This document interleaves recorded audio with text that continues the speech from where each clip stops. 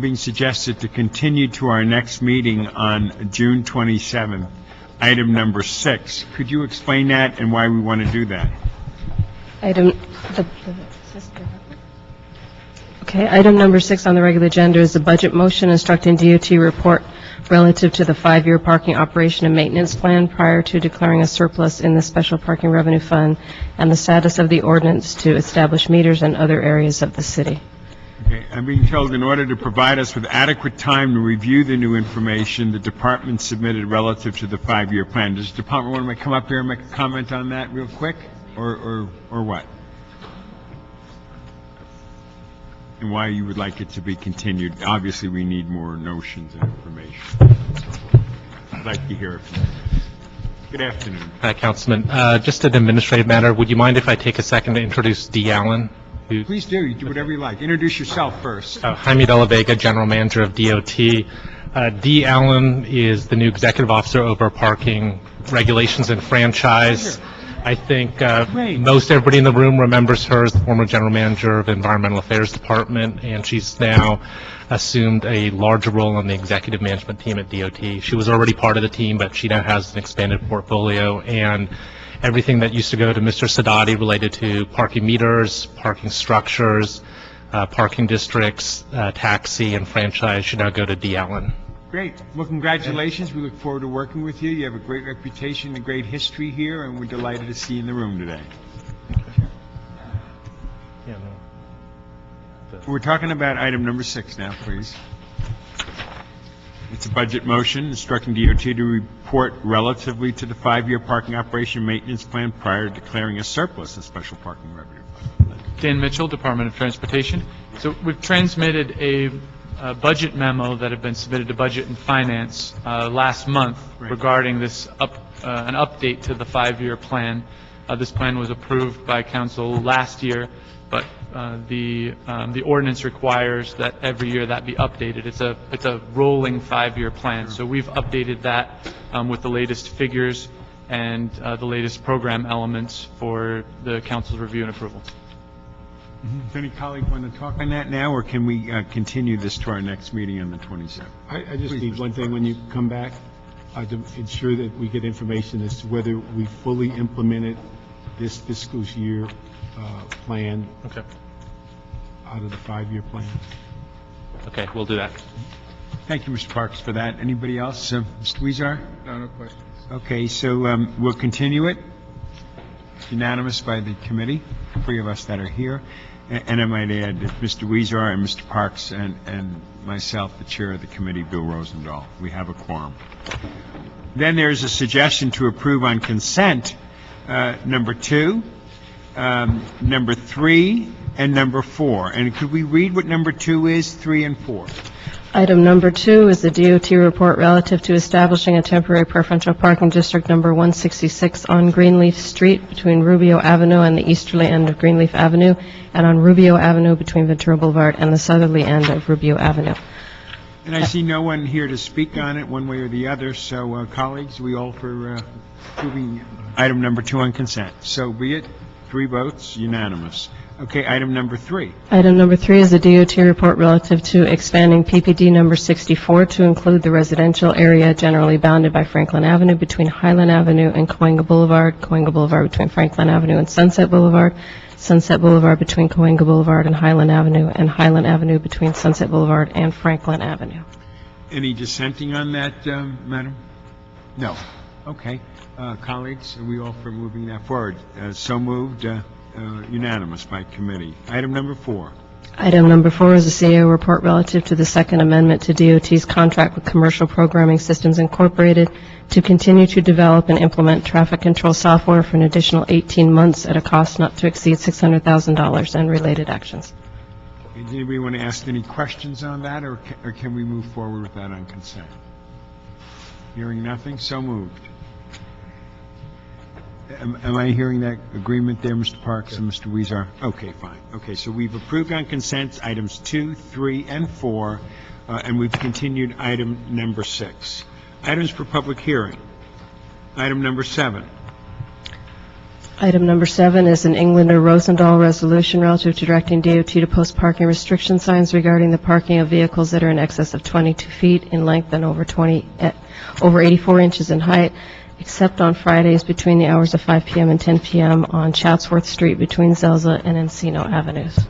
Okay, before we have the public comment card, could we have staff come up and explain this to us at this point, where we're at, what we know, what we don't know, and so on and so forth, and what we've done with the community, so that the comment card number 7 can respond in part to what you say. Good afternoon. Good afternoon, Councilmember Rosendahl, Councilmember Parks, and Councilmember Huizar. My name is Hannah Lee, representing Councilmember Mitchell Englander. Councilmember Englander put forth this motion regarding oversized vehicle restrictions on Chatsworth Street, and it's an issue that's very important to him. But we have heard from some of the stakeholders who feel that they'll be affected by this. So we would respectfully request that the item be held over to give us some additional time for discussion with those folks. So, Appreciate that. thank you. The department, could you comment as well? Hi, Brian Gallagher, Transportation Department. I've talked to Hannah of Council District 12, and we feel that with a little bit of extra time, we could work with the stakeholders in the area, as well as the people that need to be parking out there, to come up with a win-win solution that works for everybody, rather than just putting an immediate sign out there and having to make some fine-tuning adjustments later. I certainly appreciate win-win solutions. We need more of them in life, to be candid with you. Thank you very much for that comment as well. And just, I know it's not officially within this number, but I want to thank you for getting out there in Westchester and working with those people, wherever you went, to look at a cross walk near a school. You're great, and you put in a lot of time. You work really hard, and we're very grateful to have you as part of the team. So thank you. You're welcome. Thank you. Now we'll have public comment from you. It's okay. That's what I was looking for. Well, come on up and say it. You're on the record. You got your card. Let's go for it. This is Matt Geller. Good afternoon. Good afternoon. My name is Matt Geller. I'm with the Mobile Food Vendors Association. This is one of those events that really did a great thing for this walking street. It really brought people back to the street. And, you know, I'll be honest, when we first started looking at this, and we met with the Chamber of Commerce, it was kind of a mess. Last summer, it just kind of, it was one of those organic things that kind of got out of control. The Chamber of Commerce asked for some advice, and we kind of came up with this bathroom letter give out. So now the trucks show up there, and they go to the Chamber of Commerce, and they get a letter from a business that will let them use their restroom. Additionally, a woman named Mary, her last name's slipping my mind, but she puts out cones and selects and puts the trucks in the proper position so they don't have to hold spaces all day. You know about some of the things we deal with on Abbott Kinney. I wish we had somebody like Mary there. She also collects a little bit of money to pay herself and a staff to clean all night, wake up in the morning, clean some more, and sometimes power wash as it's fit. So I think this is one of the places that has really done a great job, and really I wish we had more communities that were willing to work with the food trucks like this, to be almost like a model for what the city can accomplish when the food trucks and the community work together. So I'm really excited to work with Councilman Englander's office, and hopefully we can come up with something that works out really well for everybody. That's music to my ears. Thank you very much for coming up and saying that on the record as well. Question, Oh, please, Mr. Weezer. just curious, you're with the Mobile Food Vendors Association? Yep. And it's a voluntary association that food trucks and... Join. Yes, we're a 501c6 nonprofit, and we have about 140 members that are throughout Southern California, but primarily in Los Angeles County. And we try to work with the communities and the food trucks, the health departments, and the 88 cities throughout Los Angeles County, Orange County, and 33 in Orange County. And we do our best to try and speak in one voice, although that can be difficult sometimes. You know, for a while, most of the food trucks we saw around Los Angeles County were Mexican food trucks, right? Mhm. Mexican food.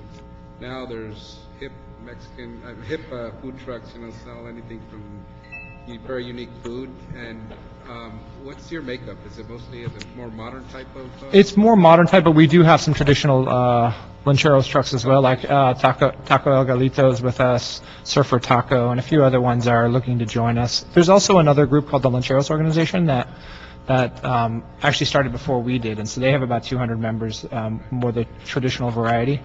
So we actually work hand in hand together to try and speak in one voice as well. An interesting industry. It is. It's growing. Los Angeles is the model for the country. It's now going from coast to coast. They just opened one in Paris. So it's and the trucks are being built right here in Los Angeles by Los Angelinos for the nation. So it's really great. Thank you.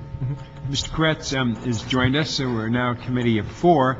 And Mr. Koretz, we have, before you came in here, continued item number 6. It's a budget motion. We're looking for more answers and questions. So we have continued that. If you felt you needed to speak on that, I would reopen it. No? Okay. And then we approved on consent items 2, 3, and 4. There was no opposition to that, and so we moved forward with them. Is that okay with you? And if you can include me in that vote. Can we do that technically now that he's here, that he's said Just that? a minute. Oh, good, great. So Thank you. we've got him now on 6, 2, 3, and 4, and you just heard the conversation that was a win-win, which sounds so beautiful to me. Item number 7, which was the England relative to the post, and you saw them come up here. So it's a work in progress. So you support that? Yes. Okay, great. Okay. Well, look who's in the room. Great. I was going to say. If you don't mind, I'd like to just do the commissioner real quick so you can actually hear this discussion as well. We're joined by my colleague from the 15th District, but we'll get to his item in a second. But I'd like to ask us to talk about the special item number 1. The Commissioner, item number 1 is on the regular agenda. It's communication from the mayor relative to the appointment of Mr. Joseph Karamian to the Board of Taxicab Commissioners for the term ending June 30th, 2014, to fill the vacancy created by the resignation of Mr. Bruce Iwasaki.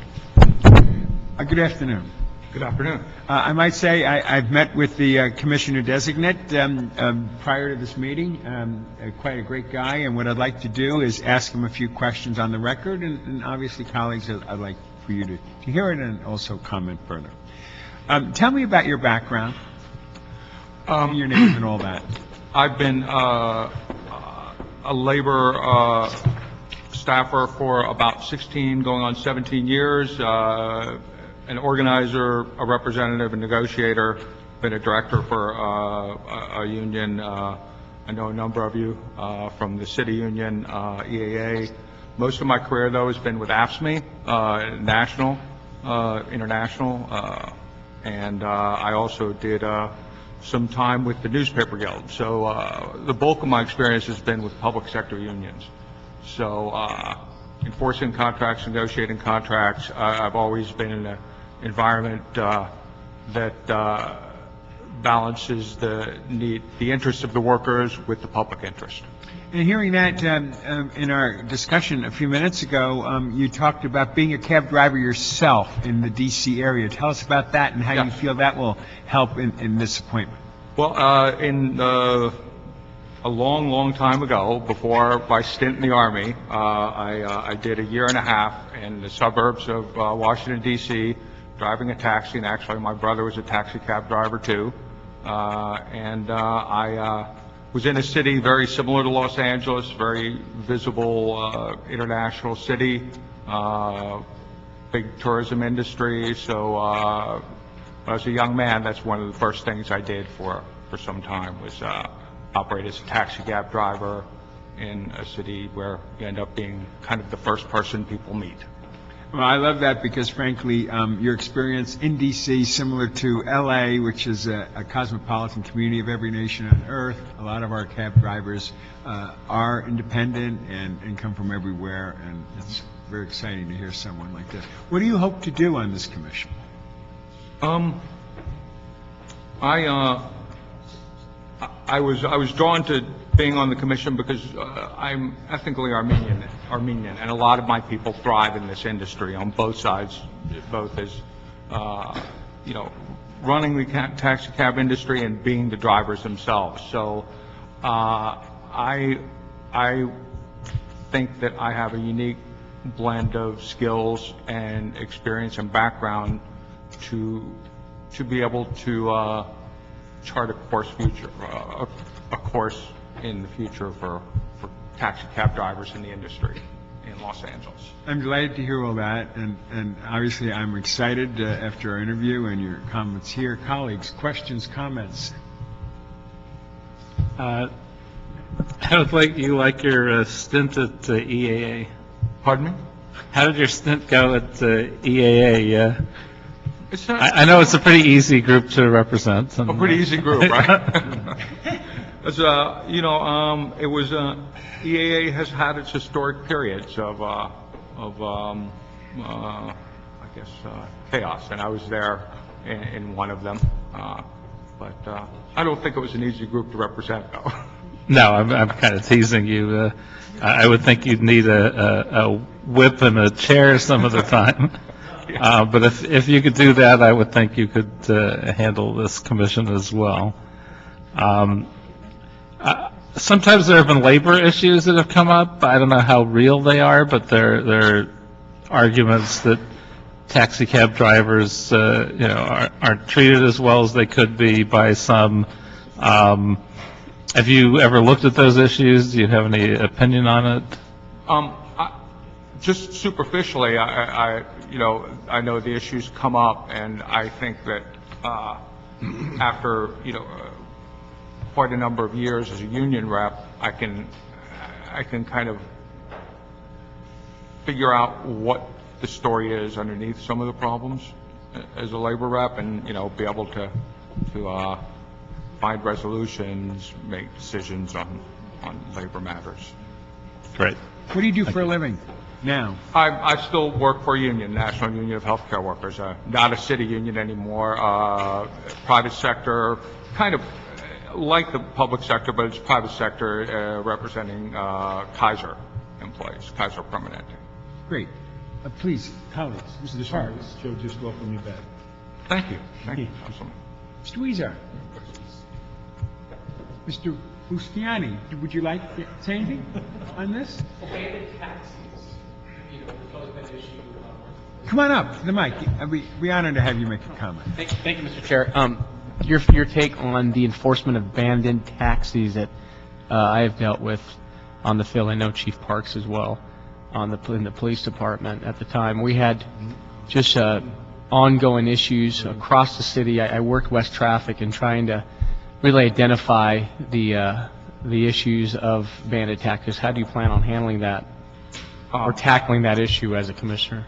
I don't have any specific plans on it yet, but I feel that it's something that needs to be dealt with because it relates to the living that the drivers make and the safety of the public. So I think it's an important issue to tackle, but I don't have any specifics on it. But something to look into. I think it's an important issue. Yes, thank you. Well, it was very cool to hear all that. So it looks unanimous among the four of us. Congratulations. We look forward to you coming before the council. When does he go before the full council? John White, City Clerk. I'll work with the commission nominee to set a date for him. Pardon? I'll work with you to set a date for council. Okay. What? I'll work with him to set a date for council. Oh, you haven't picked the date. We haven't set a date yet. Okay, well, thank you very much. We look forward to you coming on. And congratulations for stepping up and helping us make the city a better place. Thank you. It's good to be working with some of you again. Thank you. Thank you. Now, in great respect to my colleagues, my colleague here, there's a special here, which is special number 1. Could we read that, and could we ask my colleague? Yes, special number 1 is a Department of Transportation report relative to removing certain underutilized parking meters, changing certain parking regulations, and upgrading certain parking meters in San Pedro and Wilmington, and alternatives for maintaining or lowering parking rates. Colleagues, before our colleague speaks, could staff explain us where we're at this moment in time so we all understand the immediate moment? Staff, DOT. I think it would be appropriate that all of us hear this, and when my colleague wants to speak, he can deal with the moment. Sure. Dan Mitchell, Department of Transportation.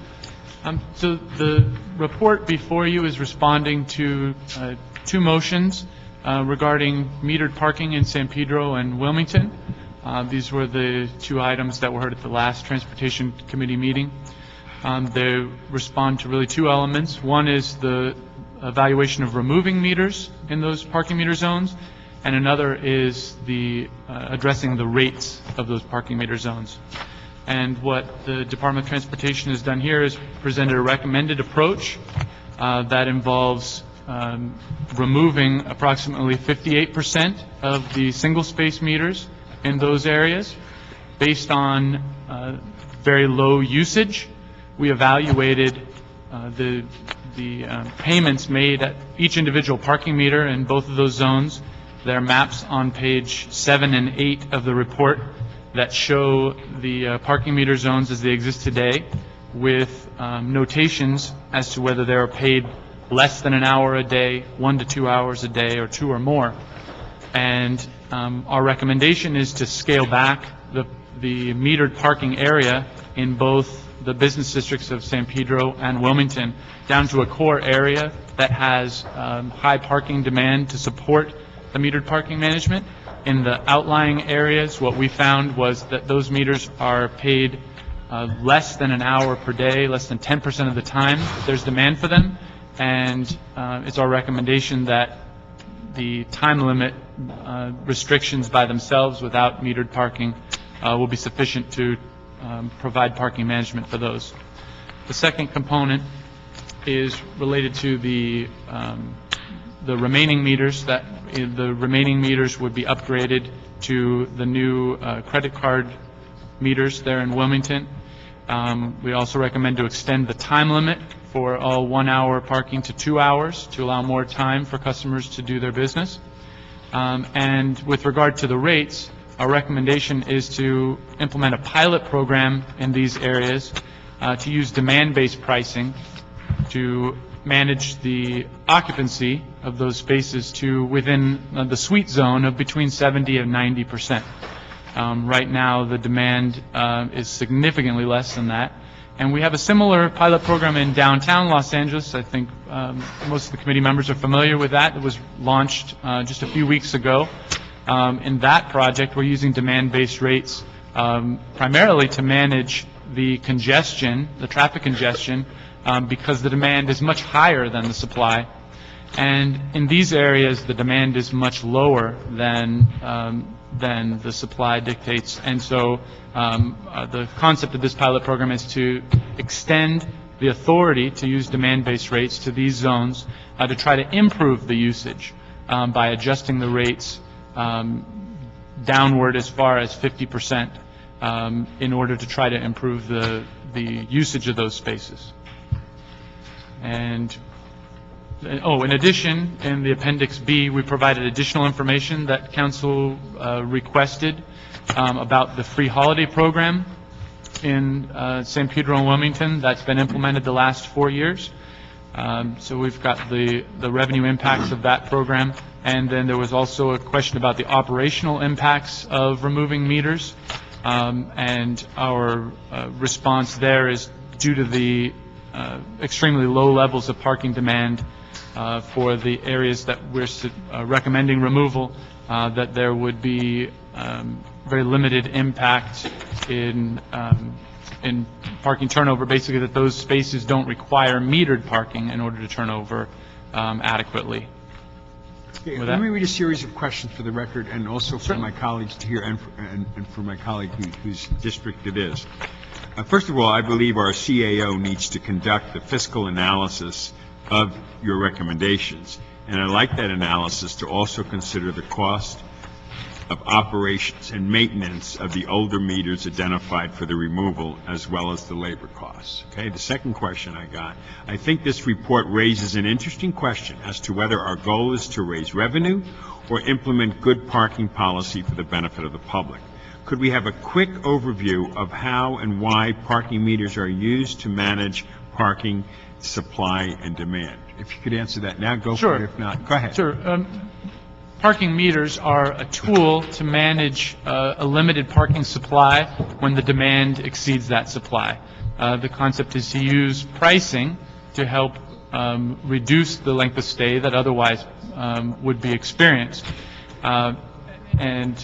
So in this case, there are a majority of metered spaces that appear not to require that level of parking management, because with that level of parking management, they're used less than 10% of the time. Okay, hearing that, how many meters total are you recommending for removal, and why are they recommended for removal? Sure. The recommendations are in Attachment A. I'll refer you to page 6 of the report, which details both for on-street meters and off-street lots, our recommendations. It's a total of 645 meters, or approximately 58% of the single-space meters in Council District 15. How much revenue would we anticipate losing if those meters were removed? Based on our analysis, the meters that we propose for removal currently generate approximately $146,000 annually to the Special Parking Revenue Fund. That's a fund that receives approximately $50 million in parking meter revenue. So this would account for just a fraction of a percentage of that. Which would be what? I think it's roughly 0.3%. Yeah, but dollars, do you have any sense of that? $146,000. $146,000 that we're getting now we wouldn't get. That's correct. Okay. In addition, the meters that we've recommended for removal in the last fiscal year generated approximately $122,000 in citation revenue to the general fund.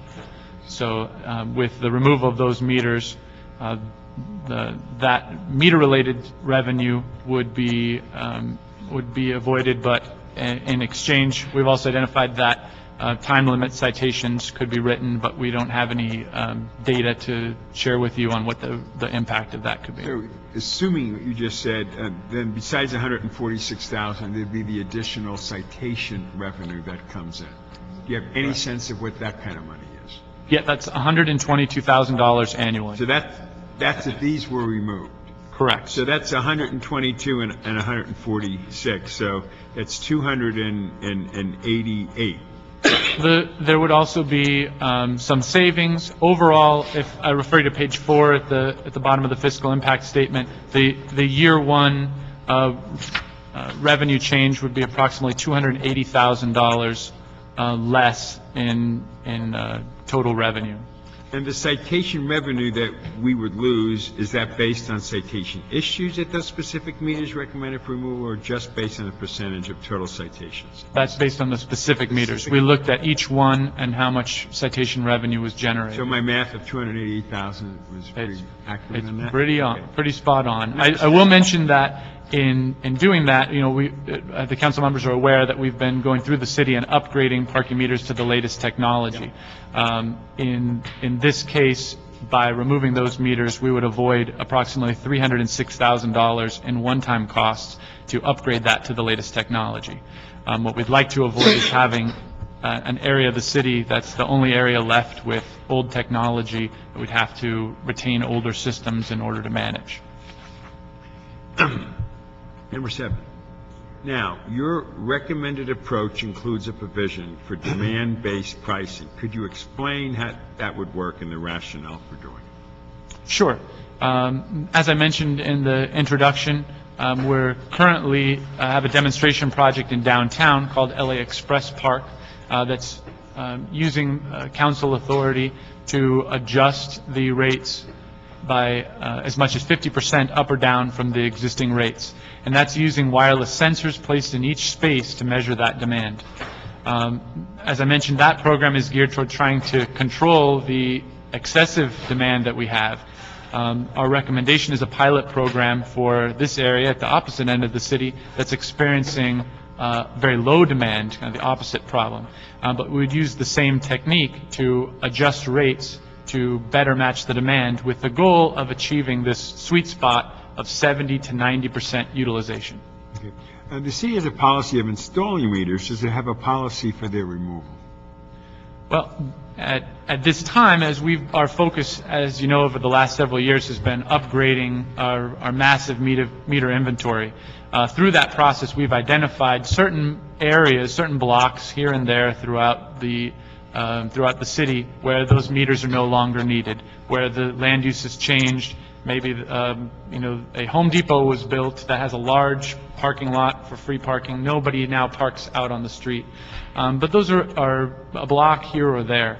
In this case, this is a rather large area that is underutilization.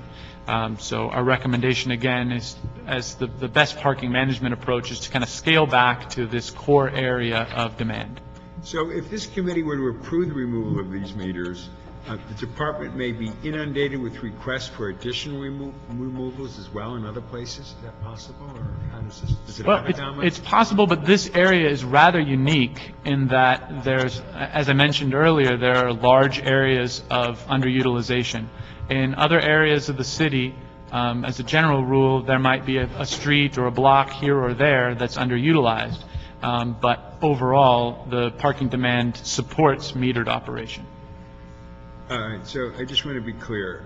We need to be clear about under what circumstances meters should be removed or not be removed, because it could become problematic. If we were to do this, we would make it clear out there to the community so people all over the place say, get rid of my meters too. Right, and in this case, what we've summarized is identifying those meters that are paid less than an hour a day. So out of the 10 hours of meter operation, they're paid only 10% or less of that time. So if you can imagine, my staff and I have spent quite a bit of time out on these streets, that these are long blocks of meters with nobody parking there, or very sparse parking. So using that as a guideline, I think we could establish an evaluation criteria to be looking at that, and my staff has been doing that as we go through the upgrades to avoid upgrading meters that are under that condition. Okay. Would my colleague like to speak now or hear from my colleagues here? Whatever your preference is. I'll speak now. Great. Thank you, Mr. Chair and colleagues, and thank you to Mr. Mitchell, Mr. De La Vega, for their leadership, and my staff. Colleagues, you're not going to find a more comprehensive parking plan anywhere in the city than this one before you. And since I took office back in January, small businesses in my district have been begging for help to address the rising vacancy rates in storefronts in downtown San Pedro and Wilmington. One of the first motions I introduced was to request Department of Transportation to look into implementing the demand-based parking meter program, which was approved by Council late last year, and expanded it to include the 15th district. This was in addition to the previous request submitted by Councilwoman Hahn to look into removing meters that were underutilized, which I completely supported and asked DOT to look further into it. Now, as we all know, with the loss of the CRA, as many of you have experienced in your respective districts, it's become much more difficult to find tools to help revitalize our communities. This is one small step in that direction. The recommendation before you today asks that you support removing parking meters that are barely used and to include San Pedro and Wilmington into the demand-based parking meter rates program. The second item before you, colleagues, which would allow the Department of Transportation the authority to adjust the rates of parking meters based on usage.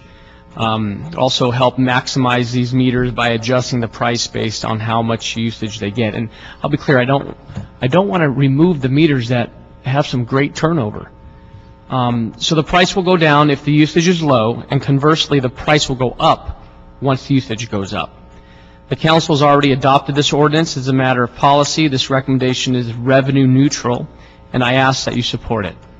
The other item before you is removing 58% of the meters, as indicated by Mr. Mitchell. And it sounds like a lot, but to keep in mind, these are meters that get extremely little to no usage. Most of these are used on average an hour or less a day, as indicated. This 58% of all the meters generates only 1/3 of the revenue from the entire Harbor District. Let's remember that the point of parking meters is to encourage turnover of parking spaces for customers. Well, when customers don't park there, not even an hour a day, do we really need these meters in place? Also, keep in mind that the Harbor is consistently made up of about 1% or less of the Special Revenue Parking Fund. And I believe, colleagues, on the cusp of revitalizing downtown San Pedro and Wilmington And with the USS Iowa here and the bids for developers, the ports of call is going to be going out this summer, we truly have a chance here to attract visitors to downtown San Pedro. And I believe that by making it easier to park in downtown San Pedro, these visitors will come more often and spend more money, which ultimately means that the economic activity, an increase in economic activity and more sales tax and general fund revenue. So I ask you colleagues to respectfully support this. It's a small investment in downtown San Pedro and Wilmington. Move forward to approve the department's recommendation and move forward to full city council. And also, let me be clear, I do not want to remove the meters that have clearly shown be successful where there is turnover, because there are business owners that don't want meters removed, especially along the 6th and 7th Street corridors right in the heart of downtown San Pedro. So thank you. Thank you for the time. Thank you. If you'd like to stay, I appreciate it. Mr. Park. Let me just ask a couple of questions, so I clearly understand. We're saying it's about 300,000, close to 300,000 per year on the revenue for the removal of the 58% and the enforcement that goes with it. Mm-hmm. What I didn't quite understand, that's not a bad lump of money per year if we're saying that they are so poorly utilized. And I don't quite get the correlation. If they're so poorly utilized, then how are we generating 300,000 per year out of those?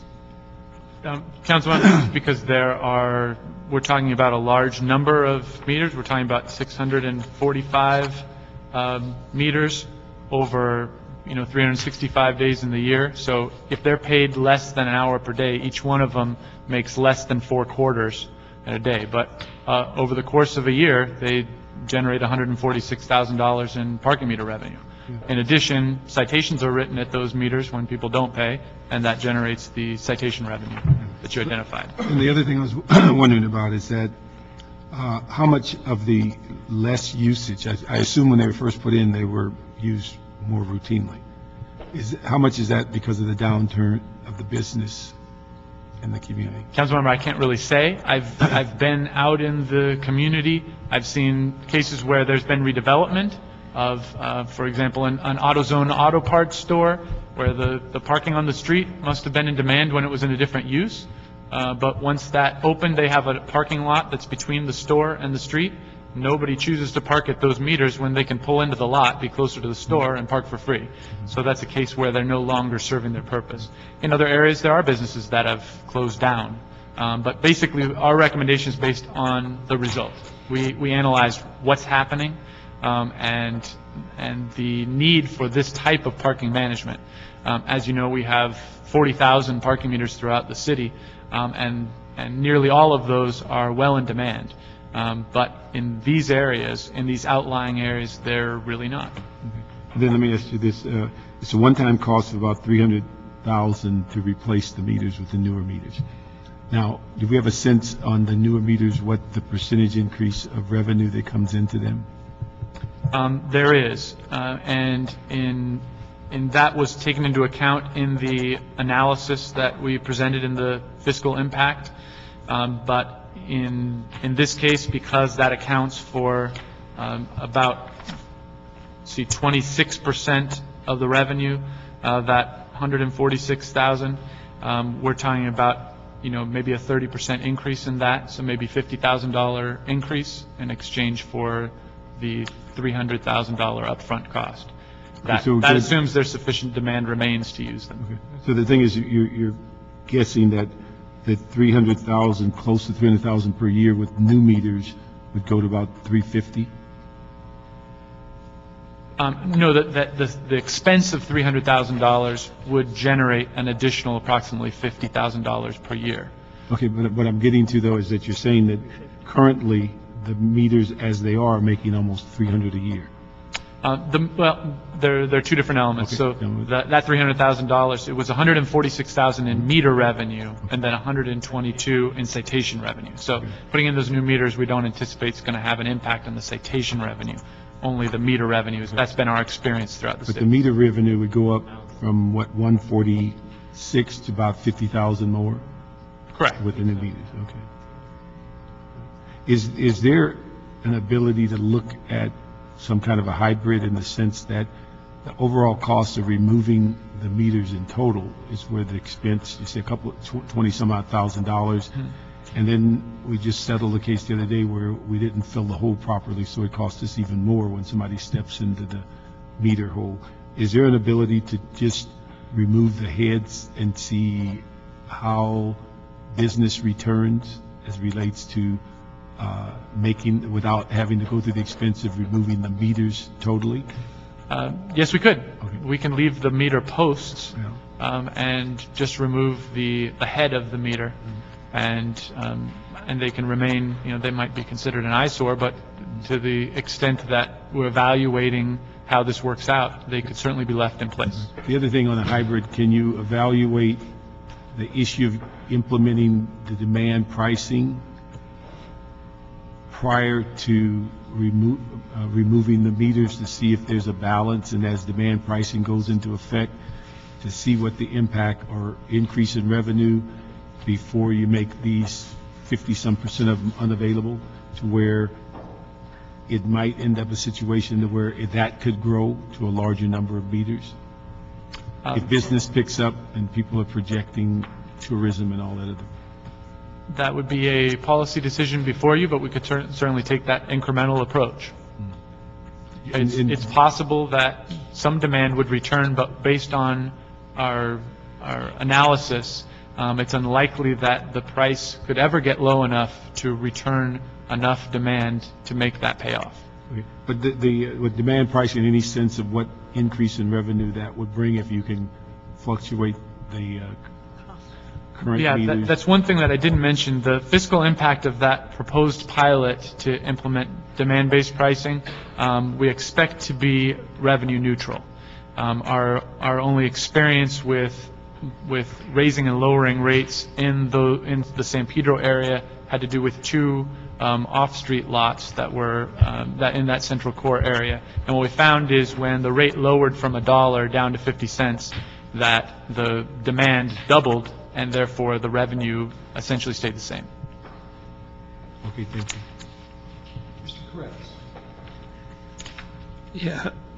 Yeah, I've made a couple notes here based on the conversation. One thing is I looked at some of the letters, and people complained that if they were taking their kids, drop off, pick up school, they'd be there for a couple minutes and they'd get tickets.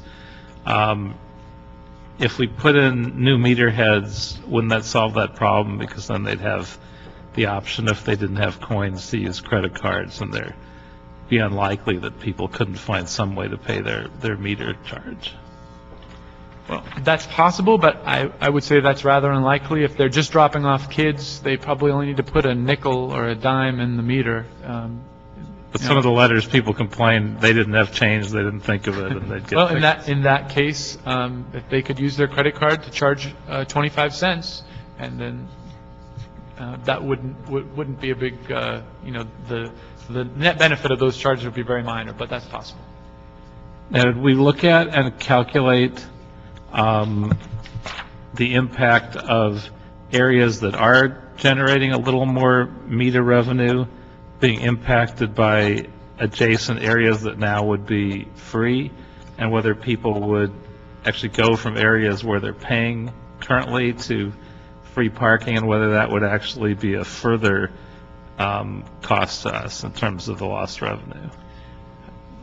That is possible that there would be some migration, but we ended the boundaries here based on street segments, so they would have to park across the street and down the way a bit in order to do that, or around the corner. While that's possible, what we've generally found, we could experience this at the boundaries of parking meter zones all throughout the city.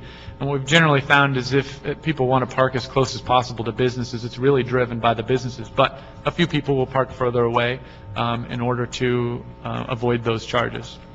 So I'm wondering if we actually look at this, whether we should try some sort of a buffer zone first, where we keep the meters, even though we know they won't be as utilized, so we don't have large-scale migration to the next block for free parking. certainly you notice, in almost any parking district, there'll be meters along the main street.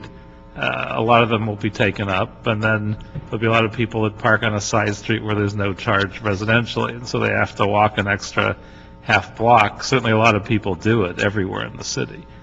So I'm wondering if we could look at some sort of a hybrid where we took the furthest away and least utilized meters offline first, and moved in until we saw that we were getting too much attendance and migration, so that we could solve the problem without adding further revenue dilution. We could analyze that. There are opportunities to do that, but for the most part, we've taken that into account in establishing these boundaries. I think if we retained the meter poles, then if we saw that there was a problem, we could always, add that block back in to help create the buffer. The downside of that approach is the effect on the businesses on that buffer block, if you will, that their customers would have to park further away rather than having access to the metered spots. I mean, the time limit spots right by their businesses, just because we're creating that buffer. But so if they wanted to go visit the business they wanted to visit, they would have to pay, which is a normal situation for everywhere in the city. So that doesn't sound like anything too onerous. If they really wanted to find free parking, they'd hike an extra block. If the area was dense, then they wouldn't. I don't know. I like Mr. Park's idea of either having an empty meter head or just bagging the meter, whichever is more cost-effective and more desirable in terms of how it looks, because you could take the old meter head off, and then if you find you want to put a new meter head on, then it's a new meter head. We had to do that anyway, and then it obviously is more desirable as they are throughout the city. I like the idea of being able to adjust the rates. I think that makes more sense, and we may find that, again, as was said, that if we take the rate down from $1 an hour to a quarter an hour, that it'll be low enough that a lot more people will feel comfortable utilizing those meters. So just a few thoughts on that. Okay. The other item that I did want to mention is where we're removing, with council approval, if we remove the meter heads, one of the issues that we've seen in other areas when we converted to base stations, for example, is that there's a need to address bicycle parking because people are using those meter posts for bicycles. So one thing the department will be pursuing is identifying where bicycle parking is needed and converting those empty posts to bicycle parking racks. That's excellent, by the way. Very creative thing. If I could add just a couple more thoughts. Sure. One is it was mentioned the idea of continuing to write tickets on turnover without the meters. As a practical matter, I've never seen the city do that well anywhere in the city at any point in my lifetime. So I wouldn't count on that. In fact, I would guess it would be cost ineffective and we'd actually lose revenue trying to chalk tires and check it. The meters are much more effective. I'm open to this idea. I'm a little nervous about it. If every council office took this much revenue out by altering some of their meters, we'd have several $1 million in loss. I recognize this is unique and probably the least demand of any of our districts that have meters. But I'm a little bit nervous about it. I mean, we recognize we try to do this both for turnover and other purposes, but at the same time, not exactly the time that you want to be cutting back on revenue. It makes sense if it'll generate more revenue by generating more business, which is obviously your hope as well. It's just not clear to me if we do it. The other thing is, as we revitalize the area, hopefully everything comes back, and then you would suddenly find you need meters to encourage more turnover in some of these areas. So, however, we can look at it where we do it the least permanently and leave ourselves the most flexibility, I think makes the most sense. Hearing that, before Mr. Weiser, I don't know if you were in the room or not, Mr. Koretz, but it's being suggested to recommend that the CAO conduct a fiscal analysis of the department's recommendation, scrub the numbers from their perspective, since those monies might be something that they would want to look at or not look at or whatever. I'm not suggesting it yet. I just wanted you to know that that was further suggested. Mr. Mr. Rosendahl, just a thought on that also. Hopefully they can try and analyze, although it's all a little bit speculative, what the positive impacts may be as well. Yeah, we'll lose the revenue. Do we gain sales tax revenue by generating more business? I don't know how easy it'll be to quantify that, but obviously we want to look at both directions of that issue. Mr. Chair, if I can just jump in, part of the reason for the request for the CAO analysis is because when the department recommends the establishment of a parking meter zone, the CAO reviews that for the same type of fiscal analysis that we're talking about. So this is not an unusual request, and it's consistent with how we establish these districts. So if we're going to remove them, I think that makes sense.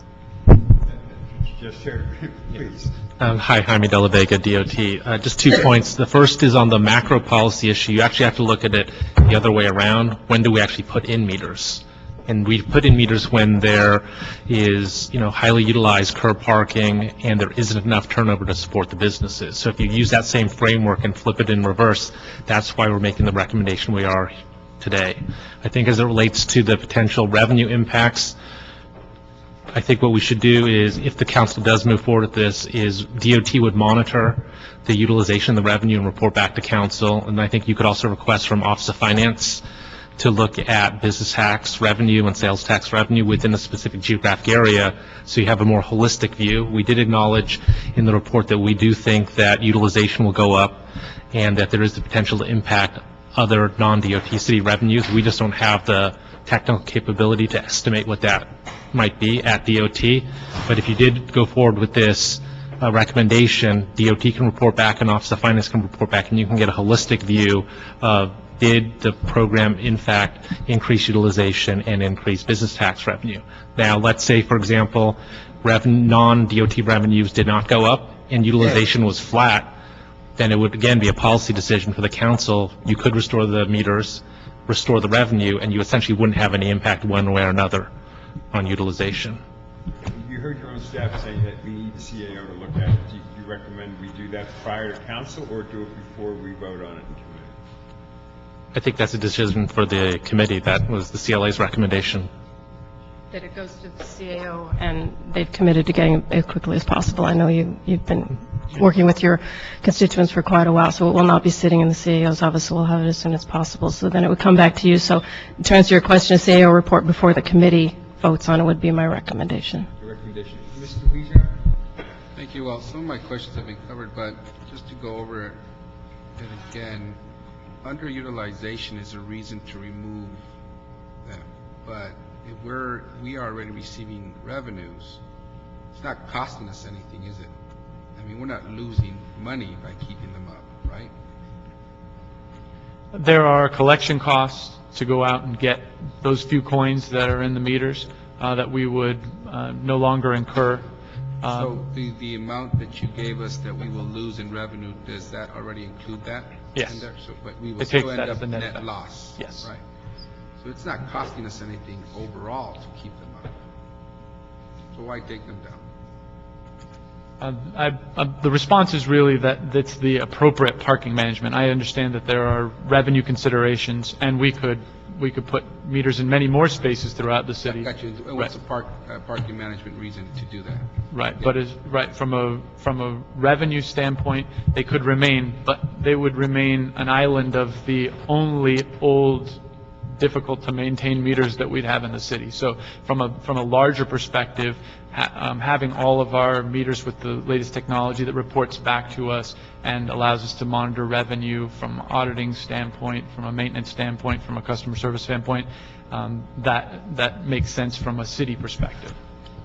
Can I add, From a community perspective, Yeah, can I? what's the reason from a Probably. community perspective? It's again, just supporting our small-based businesses in the San Pedro and Wilmington areas. And we have done extensive community outreach on this comprehensive parking plan to the point where we put up our video on this that clearly highlights, and working with the DOT, that clearly highlights the benefits of this plan. And neighborhood council members, local chambers of commerce have supported this, and they will... So what the local business person is saying, well, we're already suffering, and we don't have as much business. Why even charge for parking where they could go somewhere else? Is that the reason? The reason is, it's twofold. There are business owners that want these meters in place, specifically on 6th and 7th Street in downtown San Pedro, because there is turnover. But we're not talking about removing these meters.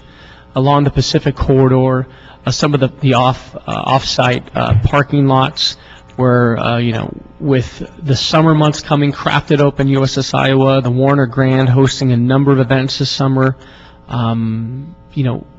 we're just trying to attract people, and especially supporting our local small-based businesses. And so we're hearing it from them. It's been discussed for a couple of years now, to the point where we feel that we have a comprehensive parking plan to move forward.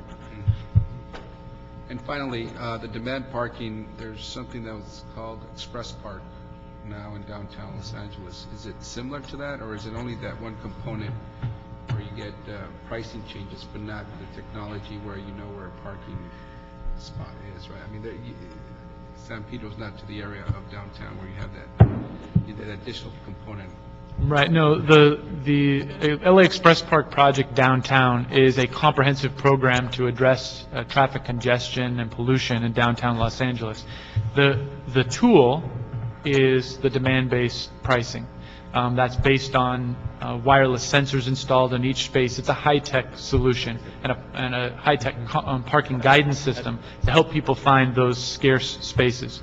The proposal here is to do a pilot not to better control out of a very high demand, but to rather get a resurgence of demand. And rather than using those high-tech sensors, we would use the parking meter payments as a replacement for that high-tech solution. Thank you. Well, we got three options, folks. A, we could reject it. B, we could get the CAO to scrub the numbers and give us their report back as being recommended as part of the routine process. Or we can approve it and send it to council.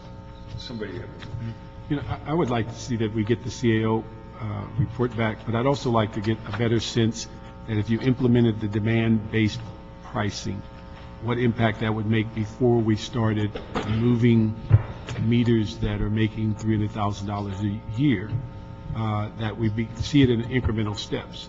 And then somewhere down the line, if these meters that we begin to see the revenue produced on the demand-based pricing, that's additional revenue. And then at some point, these meters on the outline area, if they drop below one time a day, then that may be your first issue of getting rid of those, and you do it incrementally as opposed to, if it's a one-time dollar thing, I would have less concern. But when you're talking $300,000 per year, it's a small $3 million over a decade.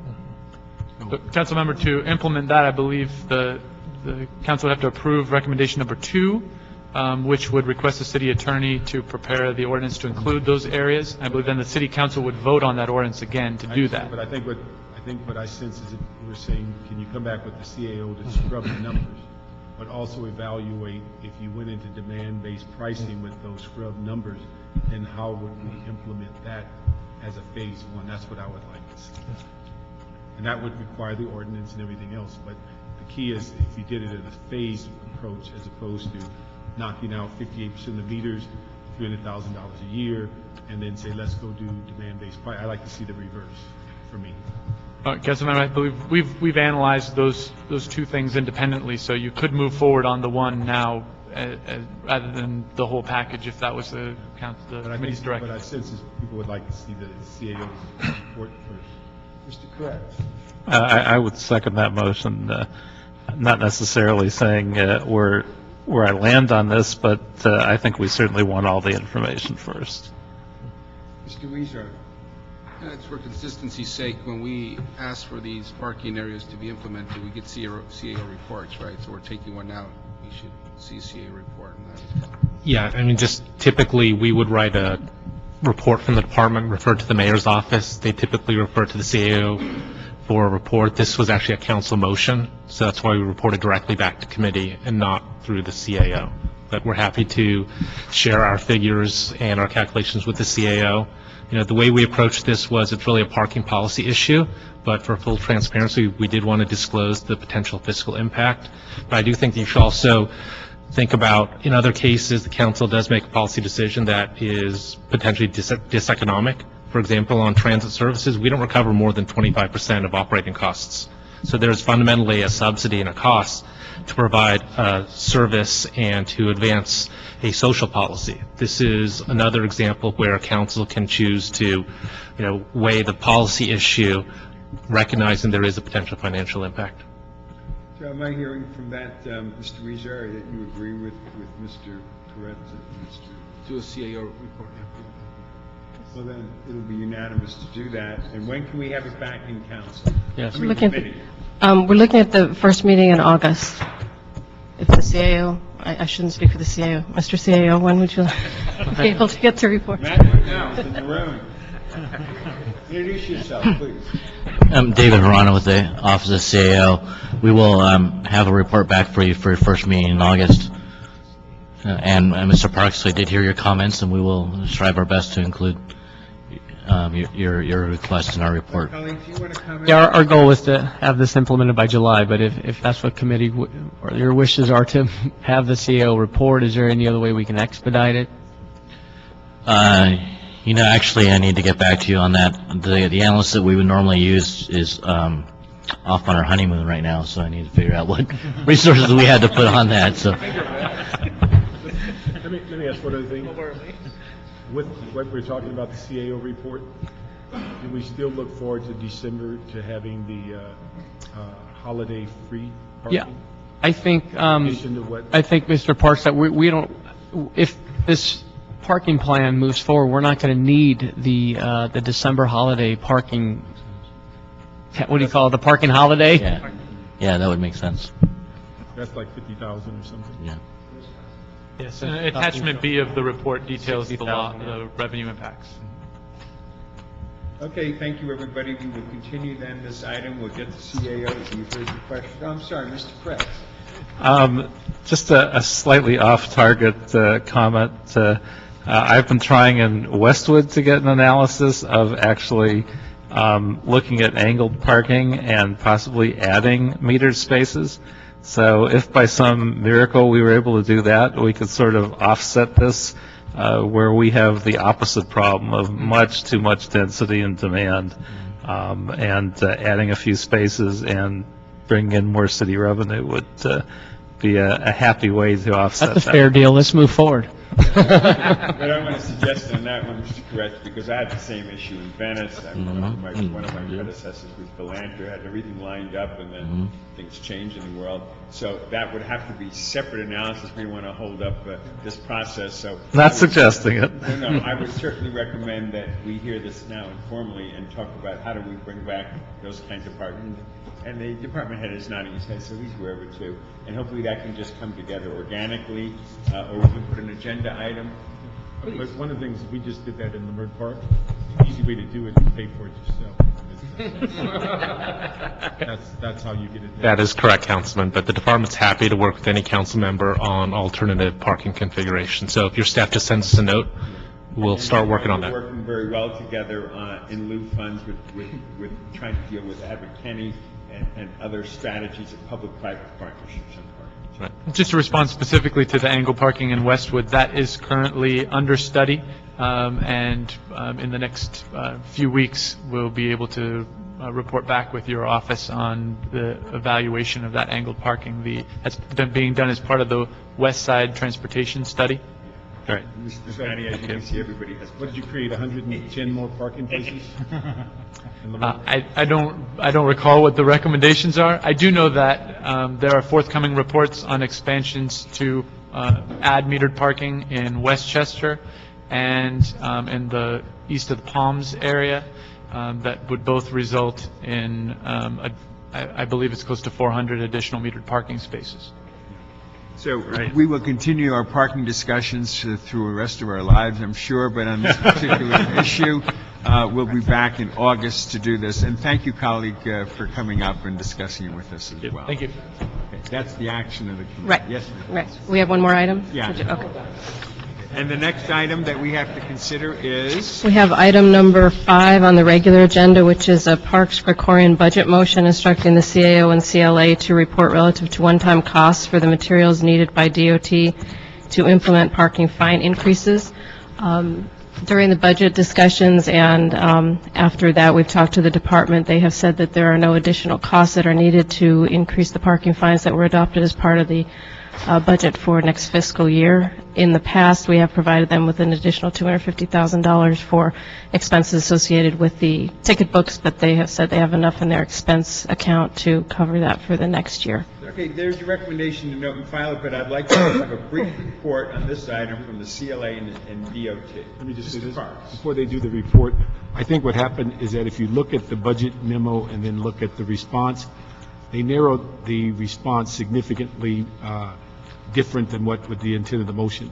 We were not asking for the issue of costs implemented by the parking fines.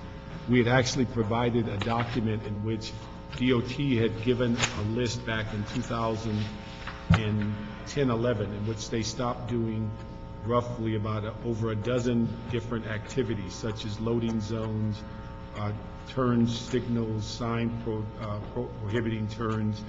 And we asked the question, if these activities were resumed, what would they need? And they said they could do it within existing resources, but they did not have the materials and materials to implement these tasks. And we thought it was somewhat unreasonable to have people but no resources for them to implement what we're doing, so that we would end up with a situation to where instead of calling them and asking for an overnight parking district and they say we don't do that anymore, or neighborhood watch signs or no unhitched trailers, those things could be implemented by the existing people.